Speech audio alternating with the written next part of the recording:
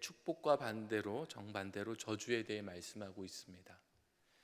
아주 구체적으로 말씀하고 있는데요. 16절부터 19절을 보면 내가 성읍에서도 저주를 받으며 들에서도 저주를 받을 것이요 또 내 광주리와 떡반죽 그릇이 저주를 받을 것이요 내 몸의 소생과 내 토지의 소산과 내 소와 양의 새끼가 저주를 받을 것이며 내가 들어와도 저주를 받고 나가도 저주를 받으리라. 이 축복이 들어갈 자리에 저주가 들어가 있습니다. 하나님의 백성인 이스라엘이 여호와의 말씀을 순종하지 않을 때, 그의 모든 명령과 규례를 지켜 행하지 않을 때 이런 저주가 임한다는 겁니다. 아주 사사건건 가는 곳마다 저주가 임한다는 것입니다. 제가 이 말씀을 준비하면서 묵상하는데요, 근데 이상하게 또 이 말씀 속에서 하나님의 사랑이 느껴졌습니다. 그리고 저주도 축복이라는 걸 깨닫게 되었습니다. 그래서 오늘 설교의 제목을 이렇게 정해봤습니다. 하나님의 저주가 그분의 백성에겐 축복이다. 하나님께서 이 말씀을 주셨을 때 주변 나라들 한번 생각해 보세요. 4대 문명 발상지인 이집트, 메소포타미아, 작은 나라 중에는 블레셋, 에돔, 모압과 같은 나라들이 있었습니다. 근데 이 나라 사람들은 분명히 하나님의 말씀을 따라 살지 않았을 거예요. 여호와 하나님이 누구이신지도 모르고, 그러니 그분의 말씀과 명령과 규례도 모르고, 그러니까 당연히 순종할 수도 없었을 겁니다. 그런데 그들이 하나님 말씀에 순종하지 않았다고 이런 저주를 받았을까요? 받지 않았을 겁니다. 우리 눈으로 보기에 축복된 삶을 산 것 같이 보이는 사람도 있고 저주된 삶을 산 것 같은 사람도 있을 겁니다. 그런데 이것은 지금 현대를 살아가는 우리도 마찬가지입니다. 예수님 믿지 않고 하나님 없이 살아가는 사람들 한번 떠올려 보세요. 하나님 말씀대로 살지 않아도 하는 일마다 잘 되고 복되게 보이는 사람들이 많습니다. 또 그들 중에 어떤 이들은 심지어 인격도 예수 믿는 우리보다 더 훌륭합니다. 그런 사람들을 볼 때 마음의 회의가 찾아오기도 합니다. 왜 예수 믿는 우리는 이렇게밖에 못 사는데 저들은 저렇게 사는 걸까? 하나님을 믿는 것이 잘못된 선택은 아닐까? 축복은 그렇다고 쳐요. 그런데 이 저주는 생각해 보면 굉장히 불공평해 보입니다. 하나님 모르는 사람들은 말씀대로 살지 않는다고 저주받지는 않는데 하나님 백성들은 말씀대로 살지 않는다고 저주를 받기 때문입니다. 그런데 사실은 그렇지가 않다는 거예요. 우리가 이 말씀을 보면서 하나님은 하나님 말씀대로 살지 않으면 저주하시는 무서운 분인가 보다 하는데요, 그게 아니에요. 이게 사랑의 노래라는 걸 느끼셔야 돼요. 우리 경기도 민요 아리랑 아시죠? 마지막 구절에 나를 버리고 가시는 님은 심리도 못 가서 발병 난다. 이게 발병 나라는 이야기일까요? 나를 버리지 말라는 이야기일까요? 당연히 후자겠지요.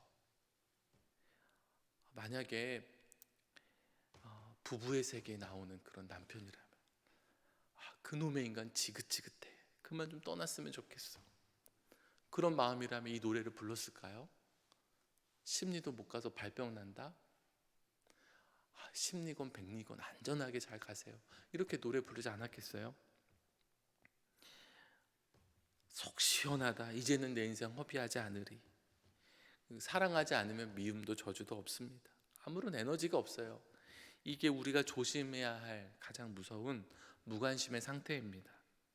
하나님 앞에서 진짜 저주가 무엇인지를 로마서에서 말씀하고 있는데요, 1장 28절에 제가 읽어볼 테니 한번 잘 들어보십시오.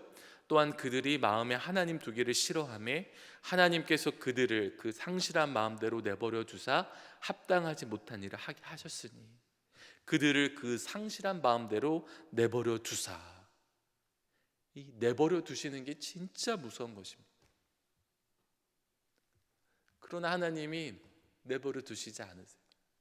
내가 너를 사랑한다, 너는 나의 사랑하는 백성이다, 내버려 두지 않는다.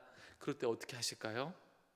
하나님께서 그 백성이 잘못된 길을 갈 때 그들을 저주하시는 거예요.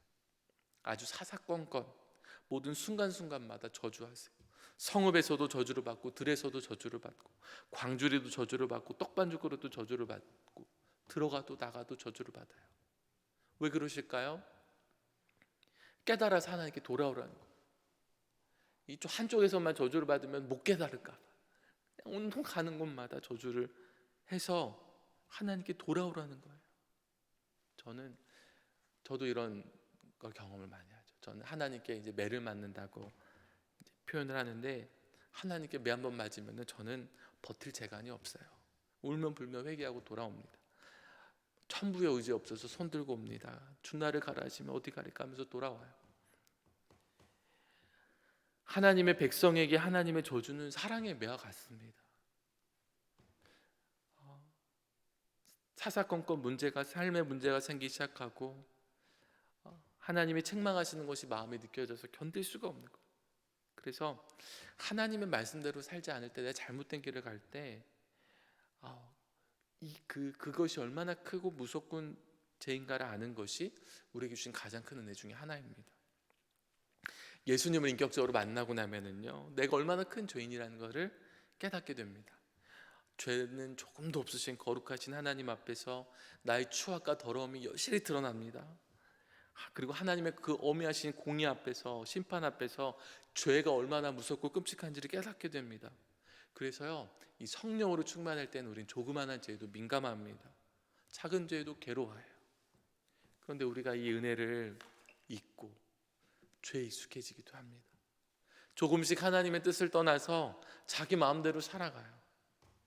그런데 하나님을 떠나 내 편한 방식대로 사는 순간에 내 삶이 무너져 내리고 있다는 것을 깨닫게 됩니다. 인간관계에서 삐걱삐걱 문제가 발생하기 시작합니다.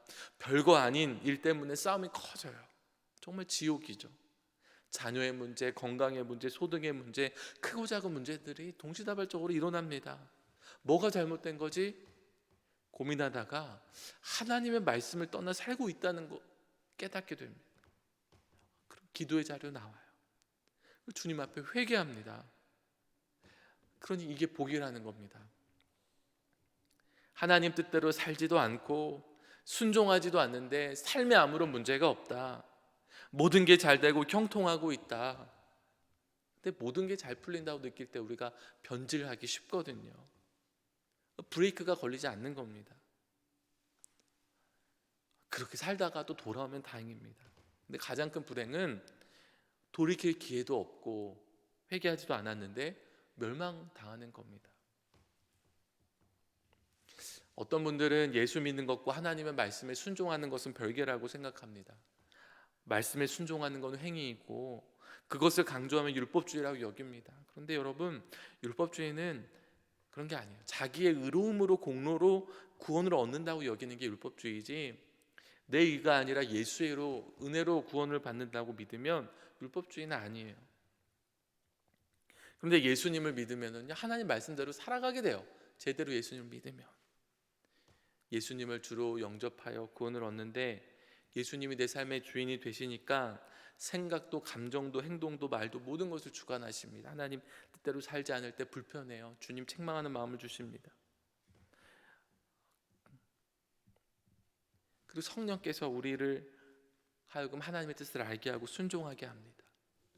그러니까 우리의 구원을 이루는 예수를 믿는다는 말 속에는, 그 믿음 속에는 하나님의 말씀대로 순종하는 것이 당연히 포함되어 있는 거예요. 로마서 말씀에 이런 부분들이 잘 설명이 되어 있습니다.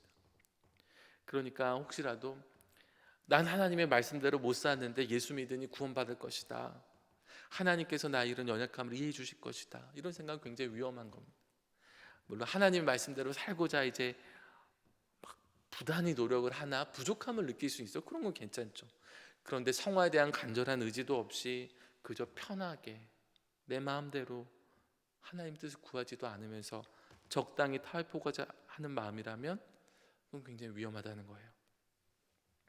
오늘 이 설교 제목이 이제 저주도 축복이라는 건데, 그러나 하나님께서 주시는 저주가 축복이 되게 하려면요 조건이 있습니다. 우리가 이 저주를 민감하게 분별해야 돼요. 그리고 두 번째로 속히 회개해야 합니다. 돌이켜야 됩니다. 회개에도 때가 있습니다. 저주를 받아서 홈리와 비나스처럼 멸망을 당하는 것으로 결론이 난다면 이 저주는 축복이 될 수 없죠. 회개하고 예수 그리스도 안에 거하고 진리의 성령의 인도하심을 받아서 하나님의 뜻을 따라 사는 축복이 우리 모두에게 있기를 간절히 축복합니다.